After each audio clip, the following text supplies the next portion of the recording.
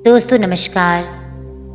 क्या कभी आपके साथ भी ऐसा हुआ है कि जो आपका भाई या कज़न आपके साथ बड़ा हुआ था, आपके साथ स्कूल जाता था, जिसके साथ आप अपने जीवन की हर एक बात शेयर करते थे, या फिर आपको लगता था कि आप दोनों एक दूसरे के बिना नहीं रह सकते, तो फिर अचानक ऐसा क्या होता है कि बड़ा होने के बाद या फिर शादी होने के बाद या कोई जॉब लगने के बाद एक दूसरे से मनमुटाव हो जाता है, या फिर तेरा मेरा वाली स्थिति पैदा हो जाती है। अगर ऐसा ही है तो आज का ये वीडियो आपको ज़रूर सुनना चाहिए।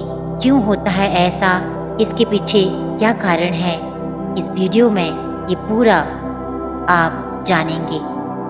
शादी से पहले भाई एक साथ बड़े होते हैं, उनके बीच कोई तेरा मेरा नहीं होता, लेकिन शादी के बाद जब हर किसी के जीवन की अपनी प्राथमिकताएं, जिम्मेदारियां, अलग जीवन होता है, तब मेरा परिवार, मेरा हक, मेरा पैसा जैसी भावना बढ़ने लगती है। योगानंद जी कहते हैं, जहां स्वार्थ होता है वहां प्रेम टिक नहीं सकता। इसका कारण पत्नी के विचारों का प्रभाव भी हो सकता है। ये एक संवेदनशील सच्चाई है, लेकिन ये बात जितनी कड़वी है उतनी सच्ची भी है। हो सकता है आपको ये बात अच्छी न लगे, लेकिन कभी कभी पत्नी अपने पति को यही समझाती है कि उसे अपने परिवार में सबसे ऊपर रहना चाहिए। ये भावना धीरे धीरे भाईचारे को नुकसान पहुंचाती है, लेकिन दोष किसी का नहीं होता। योगानंद जी के अनुसार स्त्री यदि प्रेम, त्याग और विवेक से भरी हो तो वह परिवार को जोड़ती है, और यदि उसमें मोह, डर या लालच हो तो वह परिवार को तोड़ भी सकती है। इसका एक कारण संपत्ति का बंटवारा भी हो सकता है। शादी के बाद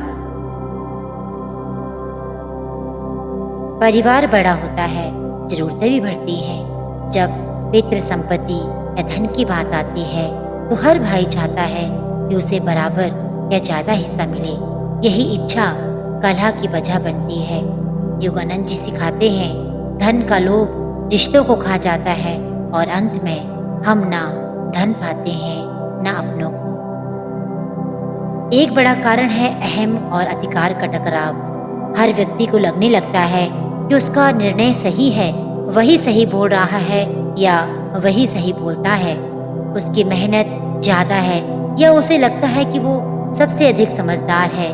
ये मैं की भावना भाईचारे में दीवार खड़ी कर देती है।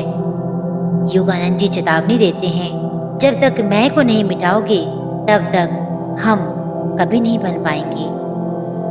दोस्तों, कभी कभी माता पिता का झुकाव भी भाई बहन के रिश्तों में दरार डाल देता है।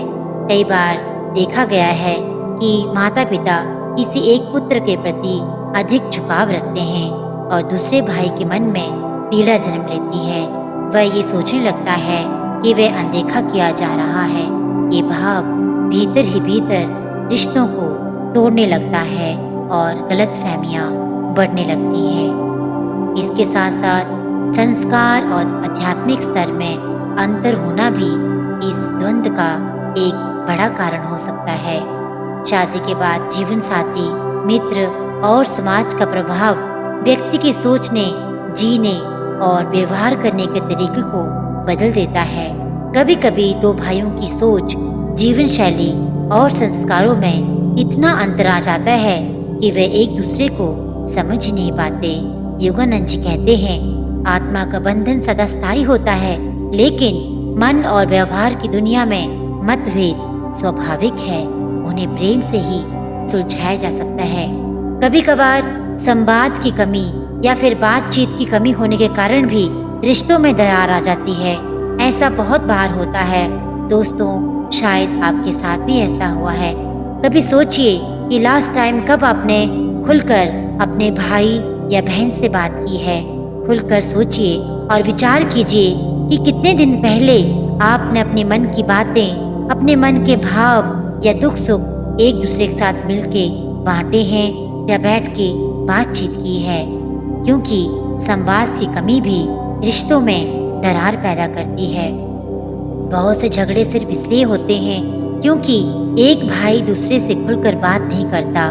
मन की बातें दिल में रखने से गलतफहमियां बढ़ती हैं और रिश्ते टूट जाते हैं। कई बार बातें दूसरों के द्वारा हम तक पहुंचती हैं, तब तक वो बातें इतनी बढ़ा दी गई होती हैं कि फिर गलतफहमियों को बढ़ने से कोई नहीं रोक सकता। योगानंद जी सिखाते हैं, जहाँ संवाद रुकता है वहाँ दूरी शुरू होती है। इसलिए कोशिश कीजिए कि संवाद रुकना नहीं चाहिए। पारिवारिक नेतृत्व का संकट भी इसमें एक महान कारण है, इन दरारों को और गहरा करने में। पिता के न रहने पर परिवार में नेतृत्व की कमी महसूस होती है। फिर हर कोई खुद को सबसे सही मानने लगता है, और अगर कोई एक भाई खुद को लीडर मानता है या लीडरशिप करने लगता है तो दूसरों को वह नियंत्रण महसूस होता है। उसको ये लगने लगता है कि वो तो हमारे ऊपर नियंत्रण कर रहा है, जिससे वे असहज हो जाते हैं। ध्यान और आध्यात्मिक अभ्यास की कमी भी कई बार रिश्तों के बुनियाद को कच्चा कर देती है या फिर कमजोर कर देती है। जहाँ ध्यान, प्रार्थना और सेवा नहीं होती, वहाँ मनुष्य जल्दी क्रोध, अहंकार और द्वेष में फंस जाता है। योगानंद जी कहते हैं, परिवार को जोड़े रखने का सबसे गहरा सूत्र है सामूहिक ध्यान, सेवा और परस्पर क्षमा। दोस्तों, कई बार पूर्व जन्मों का कर्म भी इस चीज के लिए बहुत बड़ा कारण बन जाता है। कभी कभी भाई भाई के बीच का संघर्ष इस जन्म की घटना नहीं होती, बल्कि पिछले जन्मों के कुछ अधूरे कार्मिक अकाउंट का परिणाम भी होता है। इस जन्म में वे फिर मिलते हैं। पुराने कर्मास का निपटारा संघर्ष के रूप में होता है। योगानंद जी कहते हैं, इस जीवन के रिश्ते पिछले जन्मों की पुनरावृत्ति है। क्षमा और प्रेम से ही इस चक्र से मुक्ति पाई जा सकती है। दोस्तों, कई बार हमारे मन में किसी के प्रति कोई द्वेष की भावना रहती है और वो उम्र भर उसी रूप में हमारे मन में कहीं न कहीं दबकर रह जाती है। हम उस चीज से बाहर ही निकल पाते, और यही द्वेष की भावना कहीं न कहीं हमारा आने वाला कार्मिक अकाउंट बन जाता है, और फिर वही रिश्ते अगले जन्म में भी हमें किसी न किसी रूप में फिर से मिलते हैं, और फिर से वही कार्मिक अकाउंट एक दूसरे के साथ चुकता करना पड़ता है। अब प्रश्न ये उठता है कि इन समस्याओं का समाधान कैसे हो, कैसे हम अपने रिश्तों को सुधारें, कैसे हम उनको एक अच्छे मार्ग पर लेके आएं। तो इसके लिए कुछ बातों का हमें ध्यान रखना होगा, जैसे कि नियमित ध्यान और आत्मनिरीक्षण करना चाहिए। कई बार हम खुद को भूल जाते हैं, खुद का आत्मनिरीक्षण करना भूल जाते हैं कि हमने कहाँ पे कौन सी गलती की। दूसरा होता है, बड़ों का आदर और छोटों से प्रेम रखें, संवाद बनाए रखें, चाहे वे कितना भी कठिन हो। माता पिता की भूमिका निष्पक्ष होनी चाहिए, यानी कि माता पिता को एक पुत्र और दूसरे पुत्र के बीच में बहुत ही तालमेल के साथ जीवन को संयोजित करना चाहिए। पति पत्नी मिलकर परिवार को जोड़ने का कार्य करें, ना कि अलग करने का। संपत्ति से ज्यादा संबंधों को महत्व दें, क्योंकि दोस्तों, संपत्ति तो आती जाती है, लेकिन संबंध एक बार बिगड़ गया तो फिर उसको दोबारा उसी तरह से बनाना या उसी तरह से दोबारा उस संबंध को बरकरार करना बहुत मुश्किल हो जाता है। हर विवाद में थोड़ी मैं को कम करें और हमको बढ़ाएं। और लास्ट में ये कहना चाहूँगी, परिवार में एकत्र होकर हफ्ते में एक बार सामूहिक ध्यान या भजन का आयोजन करने की कोशिश करनी चाहिए।